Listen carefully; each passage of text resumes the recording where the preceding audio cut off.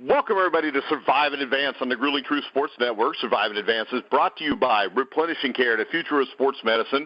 To check out all their products, you can click on the banner at the top of the gruelingtruth.net. It'll take you right there. I'm your co-host for the show, Mike Goodpaster. Right now, I want to welcome in my co-host, 1981 National Basketball Champion for the Indiana Hoosiers. Help me welcome to the show, Steve Risley. Hi, Mike. How you doing? Good to be here today on a Monday. Got another national champion on the air with us today, which makes you the odd man out in this whole process today. So, well, no, what this makes is this, Steve. This is the only time you can't bully the guest and tell him I got a ring. Yeah, I can't do that, can I? I can't do that at all. I don't know how I'm going to handle this interview. Plus, his ring's probably more expensive because it was like a century after yours.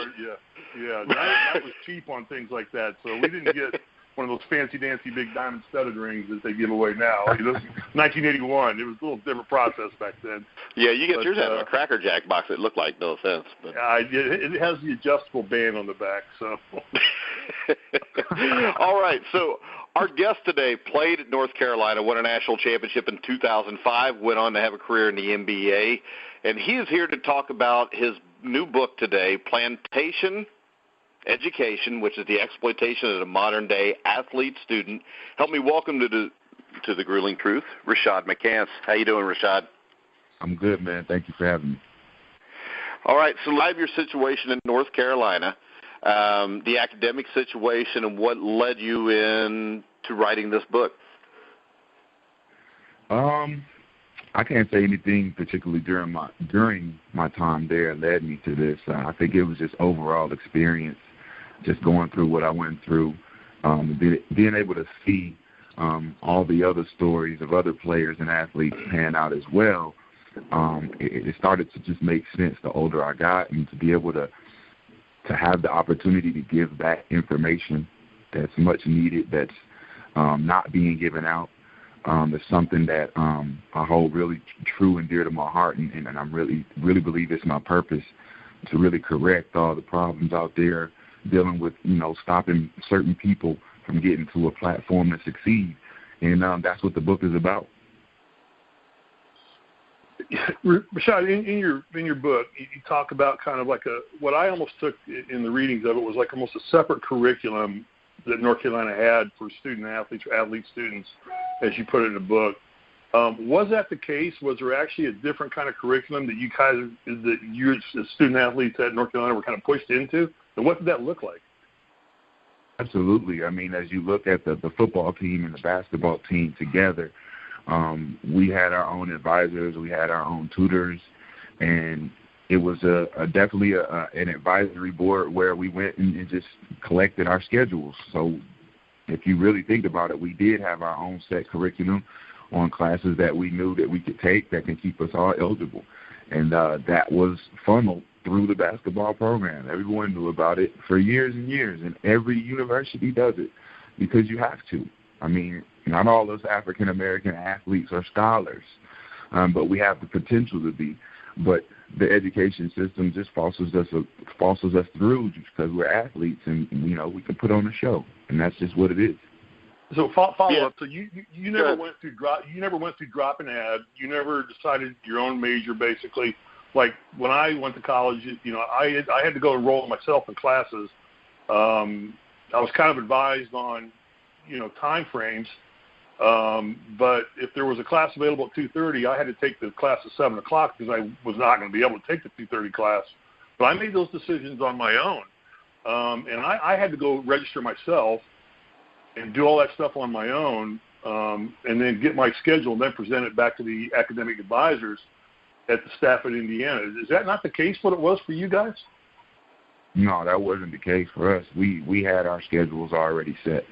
Wow. Classes were already set. And if those classes, like if we had drama, we could X drama out and pick another like extracurricular type academic requirement, something like that. That fit, but most of the time when it comes down to picking your major, by the time I wanted to pick a major, I had taken so many African American studies courses that it was my major already. Yeah, and when you talk about that, I mean, you talk about how the system is flawed for black athletes. You want to explain that? And I would assume it's because basically you're being confined to one area of study. Yeah. Absolutely. I mean, when you think about it, we are already in a profession. We are already in a postgraduate situation where once we leave, we're going to our professional field. So while we're in college, we should be learning how to be professionals at basketball. And that's what we're there for. That's what the scholarship, the whole recruiting side of it is for, is to make sure we're there for sports. But we're not getting any sports education. So what they're doing is fostering us through to make it seem like we're getting some type of free world-class education, but in real time, it's just a mask. It's just a mask to make money. Did you pick your major? No, I didn't pick my major. You did not pick the major that you chose to graduate from the University of North Carolina at? I didn't graduate from North Carolina. Yeah. Okay. Well, while you were there, but when I went back to try to find out how many credits I needed to graduate, and when I found out what my minor was, or what they said that I was accumulating enough credits to become a major in, was in African American Studies, and I wanted to be a psych study major, and I wanted to do some engineering as well. But my credits had already been pushed up with independent study courses that I was already an African American major. If I had to continue on with that major, I couldn't change it. Yeah, Mike, can I ask one follow-up real quick? Sure. In your book, you talk about this being kind of what you call a cartel mentality that's kind of perpetrated by the NCAA to keep these institutions and the athletes participating. Is that how can you kind of address that a little bit and how you feel about that? And is this something that's more global than we all perceive it to be? Well, you just seen the new ruling on the NCAA. That should tell you exactly what type of cartel you're dealing with. I mean, you allow agents to come in now, facilitate deals, but the athlete still doesn't have his rights to sell his own jerseys or sell his own shoes. So tell me how this is going to work. I would tell all the athletes not to go to college at all. Just go play in the JBA. Get paid $5,000 a game, and you'll be good when you get to the pros. What's the point of going to any university when you're just making money for them? There's no point. It's going to be money. It's money-driven now. Go ahead. Sorry about that. It's very money-driven right now. They just basically put a dollar sign on the NCAA and all college athletes. The knowledge and education is out the window, and it seems like kids don't even care anymore. It's just about getting a check. So it goes back to, once the slaves were freed, the prisons were built. So we give you opportunity, but we know you're going to still be in jail in a week anyway, because you don't know what to do with your money. You're going to spend it all. So that's just the perpetual cycle of the plantation. Yeah, in your book, you make some great suggestions. We'll get to that at the end here because I really liked your solutions section of the book, and we'll talk about all that because you got some great suggestions as to what can be done. But you kind of talk a little bit about, and you tie the slavery kind of thing into it all, and you talk kind of about a beat-down mentality. And I read the whole part on it, including the speech that was you cited that was written by one of the original slave masters or owners, and it was pretty disappointing to read that. But is that how it just was perceived by you guys in North Carolina on a day-to-day basis? You just constantly being beaten down just to be, a profit center for the university and the NCAA? It's psychological. And when I say psychological, the beat down doesn't come where it's aggressive or in plain sight. It's a psychological beat down that as athletes we're submissive to our coaches because we have such a respect level for them. So when it comes down to breaking the athlete, just like you break the horse, you have to start with the biggest, strongest, most athletic, most respected athlete, and you break them down. And once you break them down, they'll all know not to make the mistakes that the star guy does. And I mean, that's tradition when it comes to sports. That's a traditional thing. So if it goes back to the plantation, then it's just a traditional thing that we still haven't broken out of, both as white people, black people, Latin people, Asian people. We still haven't gotten out of that history, and we need to create something new. Yeah, and I think the thing that would blow people's minds was, I coached arena football, and I coached all these guys that went to college for 4 years, whether it was Michigan, Michigan State, or Ohio State, and it was very rare that I had any of them that had a degree, whether they were white or black. Wow. And I mean, it was just, I'll be like, man, would you get your degree? I didn't get a degree. I mean, hell, some of these guys played 4 years and were way short of having what they needed to qualify to graduate. Yeah. And when you talk about your concept of a sports education degree and what that, can you talk about that and what it entails? Well, it entails being performance-based. So when you look at the sports realm of college sports, everything is surrounded by academic requirements, which puts extra stress on the athlete, and it's very hard to perform when you're under that type of pressure. So to do performance-based requirements and getting rid of the academic requirements allows the athlete to solely focus on what he's there for, improving and showing results. And then what we do is we allow the university to hold the coaches accountable as teachers. They are not accountable at all whatsoever in their craft. There is no player development in college basketball. These guys just get money. They teach these guys how to play together, and then they send them to the NBA. So this program will allow player development. It will allow the coaches to actually coach and be accountable for what players have results and show results. And that part of it, I think, is needed. And it's something different. It's something never seen before. And it's something that should be, suggested. Yeah, I'm going to say this. I'm going to tell you right now, this was not the culture at Indiana under Bob Knight. I mean, we were accountable for our academic standards. I mean, we had to go, and professors were asked to report back that we were attending class and we were participating in class, what our current grade was in class. If you didn't make grades, you didn't play. Knight made that clear to you right up front. If you didn't get your grades, you were there to be a student and then play basketball. And if you didn't get your grades, and I guess what I'm finding is I'm very, very fortunate to have played, even of all the things that have said about Knight over the years, but he was very structured on academics, and we were there to be students first and had to go to class, and there was none of this conceived curriculum for us. I chose my major. I put myself in my classes, and I had to create my schedule every day.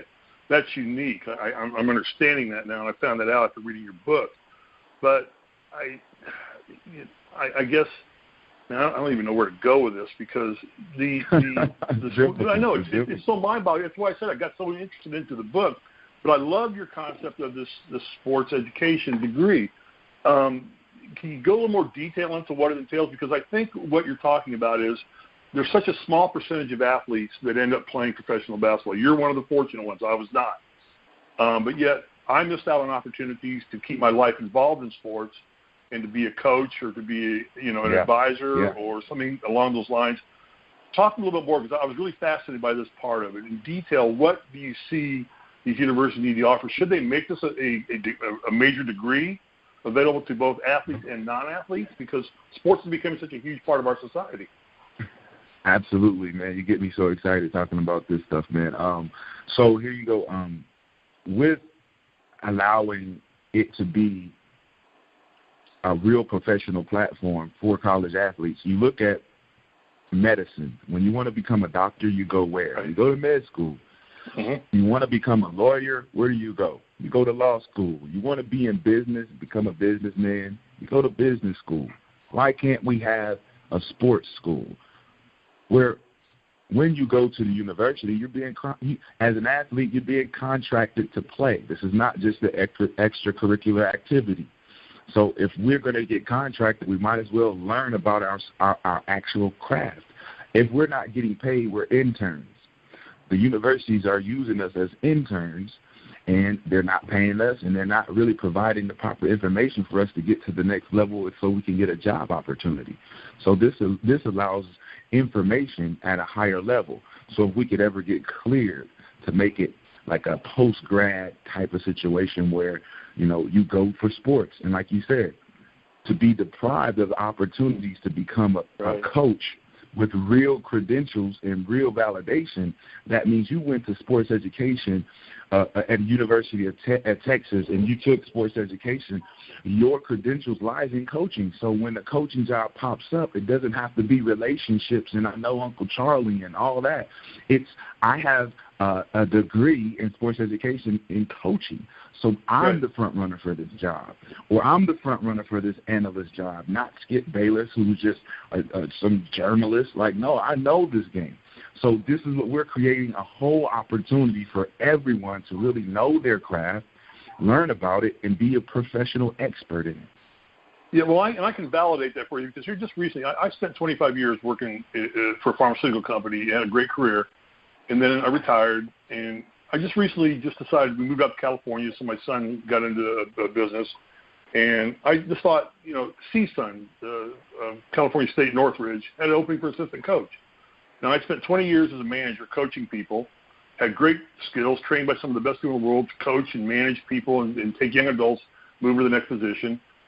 And I had a national championship ring, and I had as much basketball acumen as anybody, but CSUN wouldn't even interview me. They wouldn't even take the time to talk to me with letters of recognition from Knight, from Dane Fife from Michigan State, from the athletic director at Indiana, because the credentials just weren't there. So I loved that part of it, what you're talking about here, is that we're missing opportunities to create a future for the student athletes such as yourself or myself or Mike, who was in football at Indiana State, that they're just not looking that far in advance. It's like, what can you do for me now? And then we kick you out the door. Yeah, but don't you think, Steve, and I'll ask Rashad, don't you think they don't want to do that because then it makes it easier for African Americans to get coaching jobs? Absolutely, and I think it'll create a whole snowball effect of understanding what to do with your funds. I mean, because we would do financial management, understanding budgeting and everything. Yeah. So when you come out of college, instead of running to a financial advisor who's going to rob you of this money and encourage you to spend money X, Y, and Z, you know exactly what to do with that money. Then you're buying land, then you're changing communities, then you're creating job opportunities. Yeah. Next thing you know, you got this positive light around the black community. We would never want anything like that to happen. No, and they wouldn't. And, I mean, you look at it with politics. Politics is the same thing when you look at all the entitlements they give out to people. I mean, if you're giving people stuff, they're less likely to say anything bad about you, and they're not going to vote against you. Right. So the stigma really is about what people want to do to change their circumstances and their situations. And I feel like as athletes, if you're going to look at us as iconic figures, we should step up to the plate and become that. And I don't feel like any of the athletes are doing that. There's a lot of facade going on with new developments and schools popping up. And these things, man, you had years to do this. These guys have millions and millions of dollars for years and years and years. So for the last 6 years, I've had this development along with another project that could basically cure all of these problems. But I don't want the credit for it. I don't want to stand up and everybody praise me for it. This is real work that we're doing here. This is real work. What they've created is an environment, and I use an example.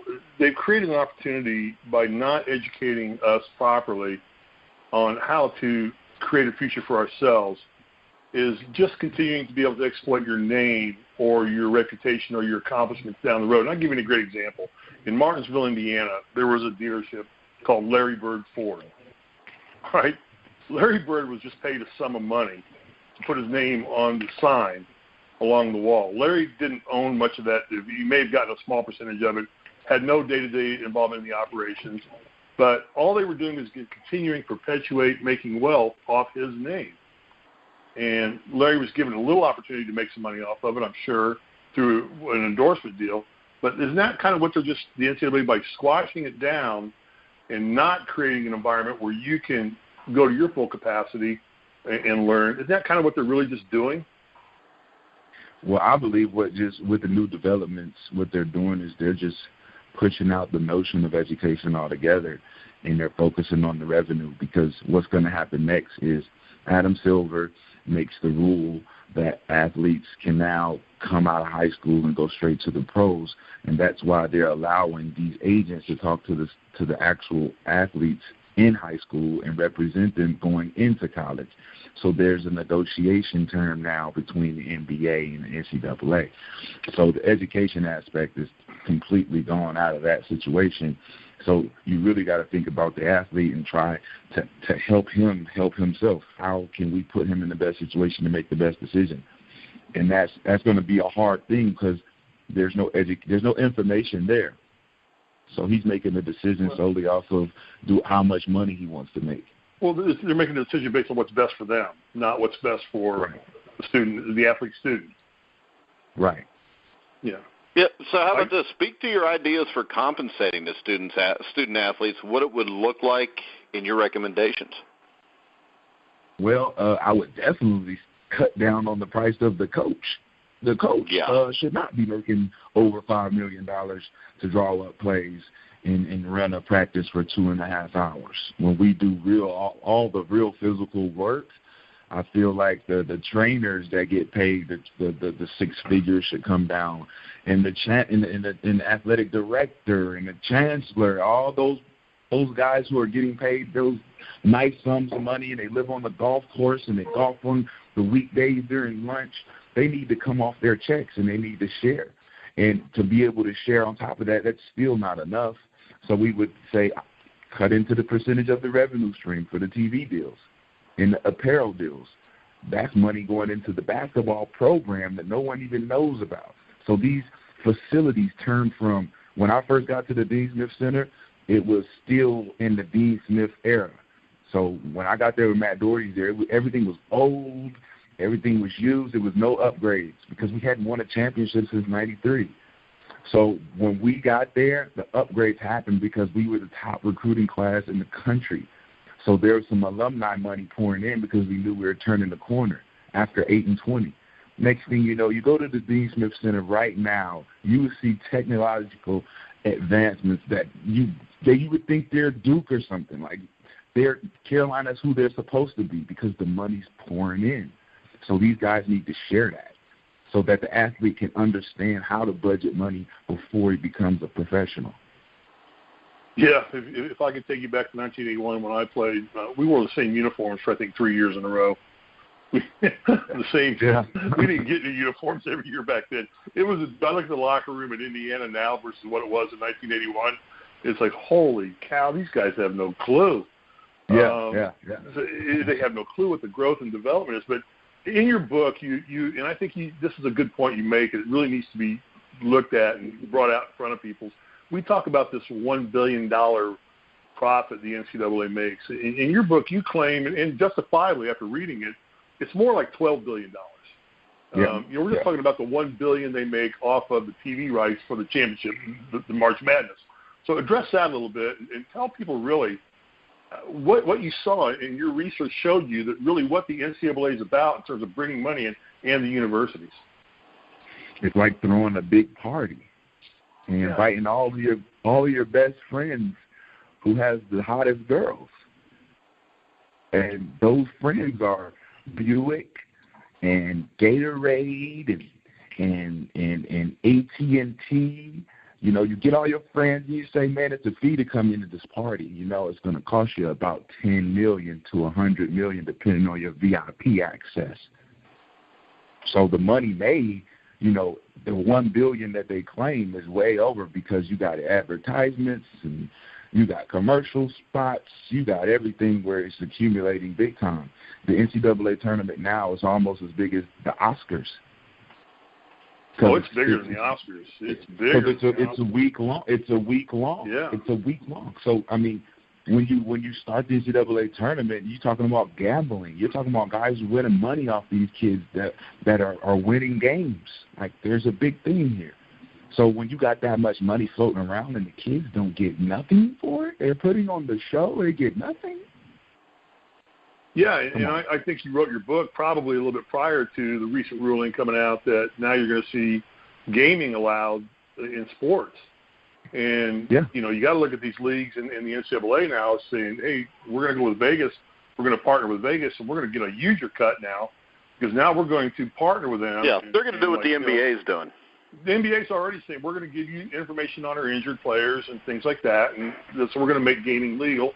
when we're going to get 25% of all the money that you break in from Caesars or whoever they're partnering with, signing individual contracts. It's not long before the NCAA does this as well. So, I mean, the real question is, what's wrong with that? There's nothing wrong with that. Nothing wrong with it. They're taking advantage of opportunities, right? So as an athlete, we can't complain about being exploited when we're allowing it to happen. Why don't we just change our circumstances? We got to come up with some type of negotiation tactic where we're not just going to take what you give us. We're going to take what we want.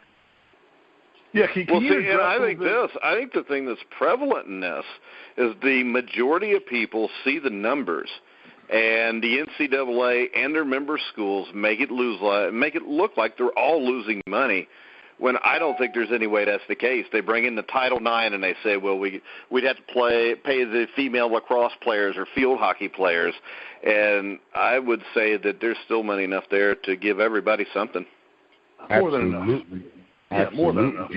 And I believe that that's just another mask to say that they don't want to share the pie because of the majority of the pie is coming from football and basketball.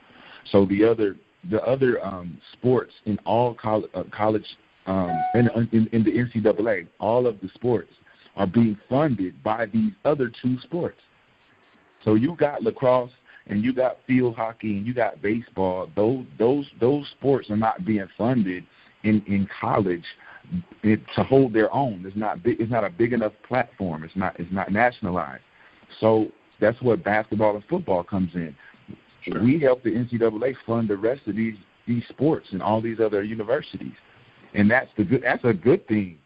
But the bad thing is the money allocation doesn't add up because you guys are making money hand over fist, and the basketball, football players, we get nothing at all. We're the engine.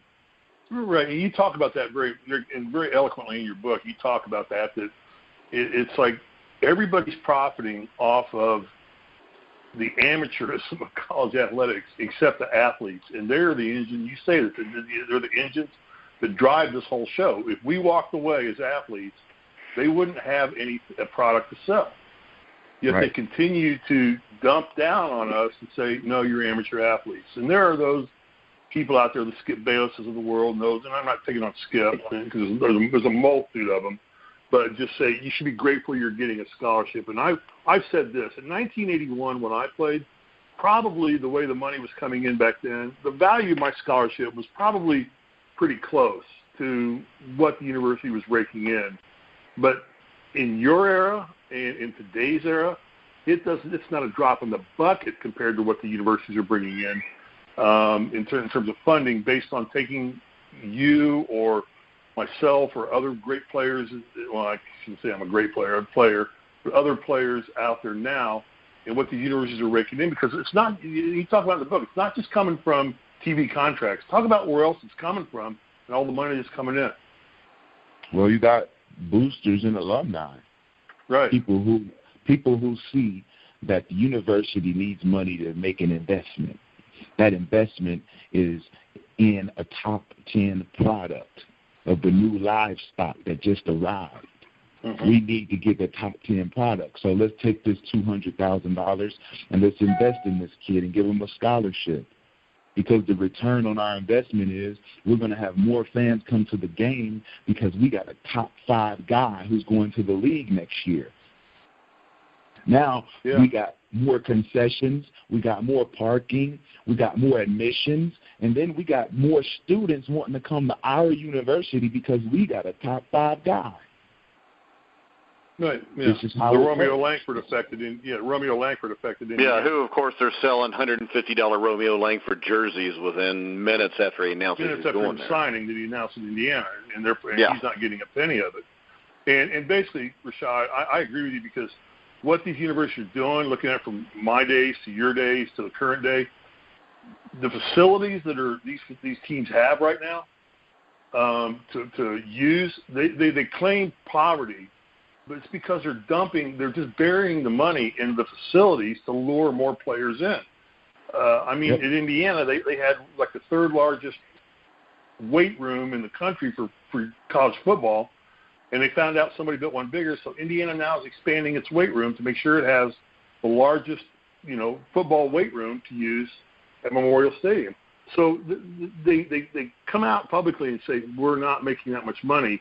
Look at our budgets, but they're burying so much of it into, non-liquid assets such as facilities that it gets washed under the table, and they say, like, we can't afford to make athletes part of the process in terms of profit sharing. And you want to use the term, I think in your thing, you talked about you want to create an account. And I want you to talk to that. You want to create an account that the athletes can draw off of and get some compensation and some money put into that account every year, and then be able to draw off of it for their needs so they can live a normal life, like go visit their family, have a meal, pay for a tank of gas or whatever. You want to address that? Yeah.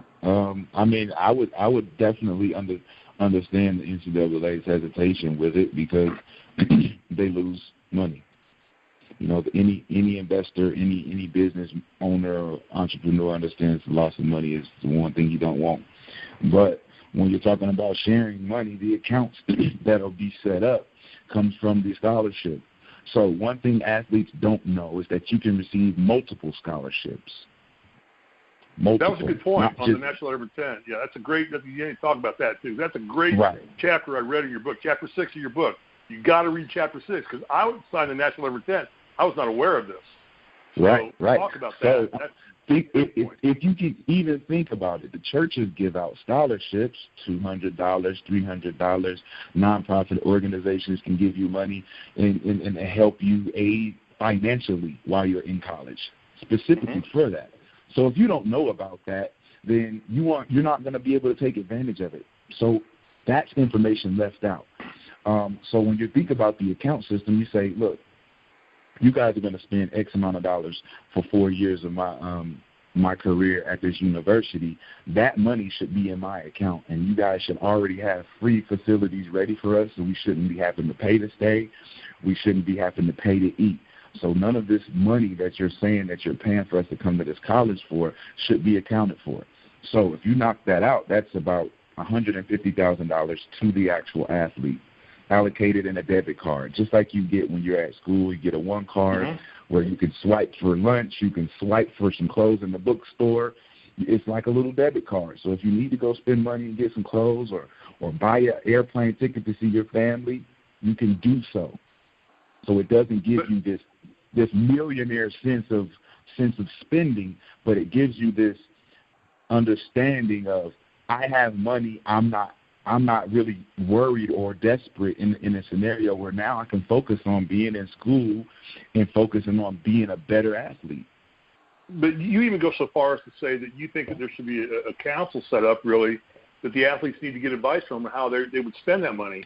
And that they just wouldn't have free reign of a debit card with $150,000 on, or whatever amount you want to put on it on an annual, yearly basis. But they would have to get advice and financial counseling on that money as it's being used. Is that correct? That's correct. So the universities would provide the counsel for the budgeting, and they should provide legal counsel as well. If you think about this, the National Letter of Intent is a voluntary document. So if it's voluntary and you don't know it, and you're signing your life away, and you're 17 years old, the law, I'm not going to quote this, but I believe that the law states if you're signing a contract and you're unaware of the full legalities that you're involving in, that the contract goes void, and that if you sign one of these contracts and you're underage and without parental guidance, the contract is void. I signed my National Letter of Intent in the basement of a library with the librarian. Did you know it was a voluntary contract? Did you know that the letter of intent was a voluntary contract? I didn't know that. I thought it was definitely signed to play basketball in Indiana. It's in that fine print at the bottom of the screen that you never read. Right. Did you know that when you signed yours, that it was voluntary? No, I did not. I didn't know until I did my research. Isn't that amazing? I didn't know it was voluntary until I read your book. And you can still actually go to the university and play. Yeah, without the last letter of intent, yeah. The only difference is you actually get to use your name and exploit yourself. Now they can't they can't tell you what you can and can't do. Yeah, that's interesting. That really was an eye-opener for me. That's right about when Tiger missed the putt on 15 that would have made him, left it about a half inch short. Right about the same time I read that that part of it and said, oh, God, 2 downers right in a row. I'll tell you, Rashad, this show always goes back to golf or NASCAR with Risley at some point. I apologize. So what are your thoughts on the one-and-done rule and how it differs from sport to sport and how it works against athletes more than helps them? Say it one more time. Your thoughts on the one-and-done rule and how it helps or hurts athletes. Well, the recent stigma has been let's not hold these kids away from making millions of dollars if they're 18, 14, 16. We all want this equality thing because overseas you can play international basketball at 15 if you're able to. So the athletes and the powers that be want to search for that kind of equality where it's free reign. If we want to leave school early, we can. It shouldn't be any kind of restrictions. But I believe that in the state of sports right now, that these kids are leaving early, and I'm just talking sports. There is no real skill development. These guys have a lot of talent, but they don't know how to play the game, and it's kind of sad because it's carrying over to the NBA. And if you're a real fan of the game, you see how bad the game is now. It's a reflection of the one and done. It's a reflection of actually being a dominant player and coming out in the draft and being that dominant, look forward to type player in the league. But that doesn't happen anymore because everyone's chasing the money. So it's one of those things where you can't really correct it because they're pushing towards letting everyone do what they want. So the schools and the colleges, they're trying to get what they can while they can. Right now, that's the whole reason why they brought in the agents, so they don't miss out on something. Because if the athletes are just going to skip college now, they at least want to be able to compete. Rashad, do you – I just asked you a question on this. Do you see kind of the one-and-done rules kind of a little bit of collusion between the NCAA and NBA in the sense that they're saying, you know what, NCAA, we're going to let you have the guy for 1 year and vet him to see whether he's worth the big money contract because, you know, a high school kid, you don't know how he's going to come out. Some have been busts. Some have been, you know, the Kobe's of the world, you know, have matured into great players. But give them the college for 1 year, give them a little structured life, and let's just vet them and see how they're going to turn out before I sit there and give them a $20 or $30 million contract as a rookie. Do you see that as a little bit of collusion going on between the NBA and the NCAA? I've always believed that they've always been in business together. And I think that the contract just expired on their agreement. They did a few years, maybe how many years? They probably did like 10 years where they made athletes go to school for 1 year. 2005 or something, wasn't it, Mike? It was 5 to 10 years. I know it was too long because it never should have existed. But exactly. Right. So when you look at it, you know, I thought that was a partnership because what happens is now the athlete has to come to college and he has to build a fan base. So when he gets to the NBA, he has some type of fan base where they can go buy his jersey or do X, Y, Z. I thought that was an agreement, and I think now that agreement has expired, and it's time for the NBA to just take advantage of these new kids who have extraordinary talent at young ages and being able to really take advantage of it. I mean, you got social media now. When I was in school, when you was in school, it wasn't, you know, it was very hard to be seen and be exposed. They didn't have TVs when Steve was in school, Rashad. We didn't have ESPN. I guarantee you, ESPN wasn't there. I mean, we didn't have ESPN when I was in college. Right. You know. So it's like when you understand the dynamic of social media, it has an influence on these kids. So now it's easy. It's easy for, you know, the NBA to say, we'll take them straight from high school now because they already have a fan base in their 8th grade. Yeah, and you were talking about this in your book. You talk about Donald De La Haye, a UFC kicker that actually was asked to cease and desist because he had a YouTube channel that was monetized. And it wasn't relevant to sports at all. It was monetized. So he was making money off his YouTube channel, but the NCAA said you can't do that. It basically had nothing to do with football. Is that correct? That's correct. Yeah, he just had a YouTube channel, Mike. Do you believe that? And the NCAA came into him and said, you can't get money off that while you're under scholarship at UCF. That's beyond, that's just beyond comprehension that they would have the power to say and do that. Well, the thing is they have enough power that people don't find this stuff out and get pissed off about it. Yeah, they bury the stuff. I wouldn't have noticed it had I not read his book. Can you imagine this, though? This is what's not in the book. A kid gets kicked off the football team. I can't remember football or basketball. I think it was basketball team because the coach's son and him were friends, and he was homeless. He had nowhere to go. The coach allowed him to stay the night. NCAA found out about it. Yeah, I think I've heard that story before. Yeah, I've heard that one before, too. And the sad thing is, it's not surprising. No.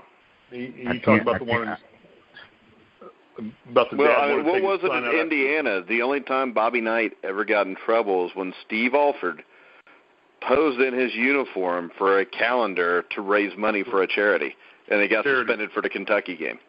Yeah. Wow. Yeah. Steve didn't make a penny off of it either. Yeah, but that's again, that's the NCAA just trying to control everybody to show them who the boss is. Right. Yeah, you got to get your book because I loved page 100 and 101. We call it the stupid rules of the NCAA. We probably don't have enough time to sit and go through them, but you eloquently lay out some of the stupidest rules the NCAA has. Do you want to address any of those? Do you remember them enough to talk about them? I don't remember. Them enough. Steve, just give us what you think was the craziest one. Oh, wait, hang on. I pulled it up here. Let me see. Let me go to page 101 here. Go ahead and talk about something else. I'll get to it because there was some of the really stupidest things I'd ever read about. And I just wrote down, go to page 100 and 101 of Rashad's book and just read it, and you will cry. Some of the stupid things the NCAA says. So go ahead. Move forward. I'm scrolling down. And I think another one that's a joke is college football and their playoff system. I mean, they've basically put it so they get 4 big-name teams that can get TV ratings, and you get a team like Central Florida that has no real chance, no matter who they play in the regular season, to even break into that party, even if they're undefeated, and then beat an SEC school. Right. I agree. Okay, here I got it. Here you go. Here you go. Let me just read these off. In 2015, 3 University of Oklahoma students had to donate the cost of extra pasta they ate to a local charity to safeguard against NCAA violations. They got extra pasta, and they had to donate the cost of the extra pasta. Wow. On another occasion, during the 2013-14 season, the Mississippi State Bulldogs self-reported 21 violations, 2 of which were stricken in an extra table, were stickers on an extra table. The Bulldogs hosted Junior Day by sending invitations to football recruits. The school put stickers on the envelopes, which apparently is a no-no according to the NCAA rules. They also had a table in the locker room to hold equipment under the guidelines of a special education, so they had to report it by simply just setting up a table. Father of a former Notre Dame athlete wanted to take his son and a couple of teammates out to eat after winning a game. The coach informed the father that he could only pay for his son's meal and not the meals of his teammates. The father promptly stared down the coach and said, "You mean to tell me that my son's friends, who have no money, had to sit there and watch us eat?" The coach nodded his head affirmably. The father chose conveniently to disobey the NCAA and paid for all 3 of the young athletes. Anyway, in which it was repercussions after that. I mean, there's a list of them here. I could go on and on, but I know we don't want to sit there and do it. But it's some of the stupidest things that pop up that they do to keep the athletes from not sharing a penny of any of this wealth, and we just continue to let it go on. Yep, and that's one thing that's just going to have to – it's up to the athlete. Like I said earlier, we can complain about this stuff night in, night out, day in, day out, but at the end of the day, they're just taking advantage of an opportunity. So if the athlete doesn't stand up and become more informed and want to be more informed and want to be more outspoken and want the things that's going to help them in the future, they have to start somewhere. And that somewhere is going to have to start just by standing up and creating. Well, what about this? I think the NCAA, with their latest ruling, letting high school athletes get agents or college athletes, what happens if one agent can round up 9 or 10 of the biggest players? Absolutely. Then isn't there the threat for them then that agent's going to come up with a way for them to do something? I mean, if I'm an agent and I'm a player and Duke wants me to come to Duke, Duke's going to have to pay me some money. Yeah. Right. Yeah. And if you're not going to pay me any money, I'm going to go to LeVar Ball's league, and I'm going to play for a season, and then I'm going to get drafted. Yeah. Yeah, which leads right into the next question, Rashad. Do you think that the players will ever get the opportunity to, I hate that word unionize, but to fall under one umbrella where they have a voice large enough that the NCAA has to deal with them? Yeah, I think the NCAA just woke that monster. No, they didn't wake it. They created Frankenstein. The NCAA just created its own monster, so that's exactly what's going to happen now. The agents will unionize the players against the NCAA. Yes, I told you, Mike. I told you that. No, you didn't tell me anything, Steve, because I told you it couldn't happen until when this ruling came down. I told you, which is the question I just asked, was if you open that up by putting agents with the players. Because I think without putting the agents with the players are never going to organize. They were beating it down. That's how they were beating it down. I don't believe that that's where their mentality is right now, but that's what the mentality. But it will be. That's the mentality I want to urge them to have. That's the mentality I want to publicly say, hey, guys, wake up, agents. Now the question is this, and I didn't see this in there, but I think I may have heard this, but does the NCAA approve these agents? Mm-hmm. Yes. Okay. Yes. So maybe they'll just pay the agents to shut up and just represent the players. I mean, they got enough money to do it. Yeah, I don't think the NCAA will spend the money, though. I think when the agents start looking at the power and get their own power base, I think there'll be some entrepreneur, enterprising a law firm out there who will say, dude, we can really dominate college sports by getting a grasp on this and getting these players under our umbrella. And then we can dictate what the NCAA does and how much they pay us. I think that's going to be the equalizer down the road. Let me share with you guys this. There are two agents right now that are licking their chops right now with the opportunity to take full advantage of this market. Two agents. One of them is Sean Jay-Z Carter. That's one. The other guy, his name is Rich Paul. He's a Bron James agent. These guys are in all of the grassroots situations, and they are going to corner the market and take all of the athletes. Well, and then that would be the best thing that could happen. And then after reading my book, they will unionize, and then they will turn the box on its head.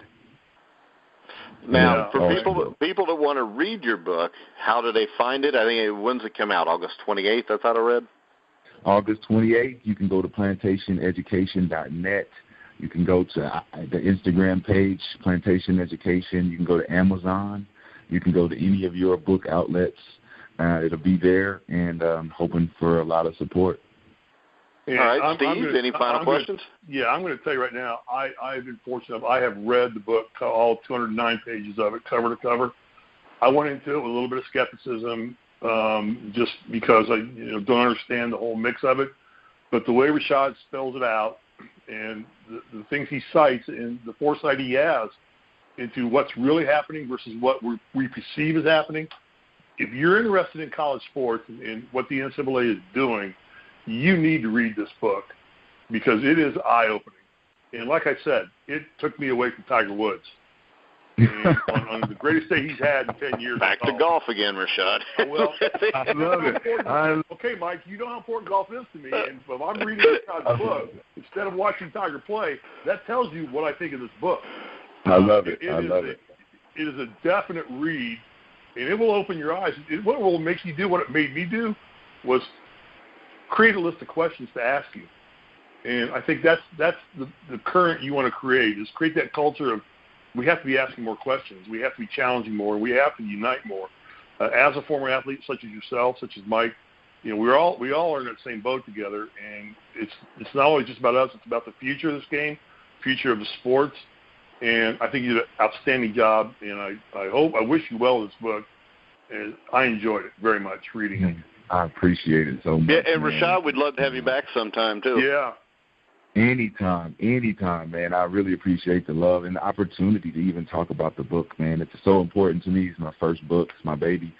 So to even get you guys, guys of your stature to even enjoy reading it, man, it's an honor. I'm speechless, to be honest. Yeah, I'll tell you right now, I've already marked on my calendar the day it's released, on your release date. I will announce on our show that the book is out. Well, how about this? Maybe on the day it comes out, we'll have Rashad on just for like 5 or 10 minutes to plug it again. Yeah. If you want to come back that day, and we'll replay this show on the day it comes out. I think we can do that. We can put it back on the site, can't we, Mike? Yeah, we can. We can put it back on, and we'll replay it. We'll announce it's out, and we'd love to have you back on that day just for 5 or 10 minutes just to say the book's out, and here's where you can go and just kind of endorse it on your own on the day it's released, because it's a must-read. It's definitely a must-read. Let's lock it in. I'm down with it. I'm going to go ahead and put it on my calendar. All right, Rashad, once again, we want to thank you for coming on the show. Yeah. It was an honor to have you on. The book is a great read, has a lot of important points. Everybody needs to go find it on August 28th at Amazon, or what was the website, plantationeducation.com? .net. .net. All right. See, that's the same thing people forget with us, because we're thegruelingtruth.net, and everybody always says .com. But they used to, but now we've been doing it 2 years. Everybody knows where we're at. Hey, but Mike, just one thing for you wrap up. Rashad, I just want to thank you for your courage, because this could not be easy. I know you take it some personal heat at your alma mater, at your university, and I know, it's not been easy on you and your sister and your family, but it's something that I applaud you for your courage to go out and do this, because it needs to be said. I appreciate it, man. I appreciate it, man. Wrap it up, Mike. Definitely. All right, guys, we're going to close the show out. I want to remind everybody you can hear us on iHeartRadio, Spotify, iTunes, TuneIn, Stitcher. Wherever you find sports podcasts, you'll find The Grueling Truth. So for Rashad McCants, Steve Risley, I'm Mike Goodpaster. You've been listening to The Grueling Truth, where the legends speak.